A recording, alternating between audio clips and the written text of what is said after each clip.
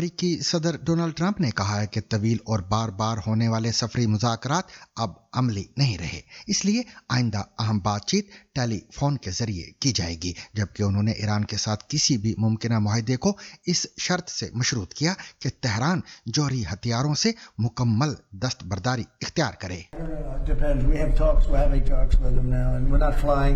Anymore with 18-hour flights every time we want to see a piece of paper. We're doing it telephonically, and it's very nice. I make a call, or I have my people make a call, and you know the answer. I always like face-to-face. I consider it better. But when you have to fly 18 hours every time you want to have a meeting, and you know what the meeting's all about.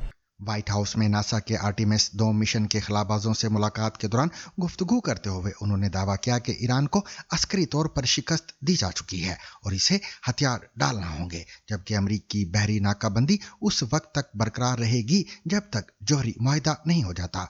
दूसरी जानिब उन्होंने मुत्तहिदा अरब अमारात के OPEC से अलहदगी के फैसले को सराहते हुए कहा कि इससे तेल और गैस की कीमतों में कमी आ सकती है।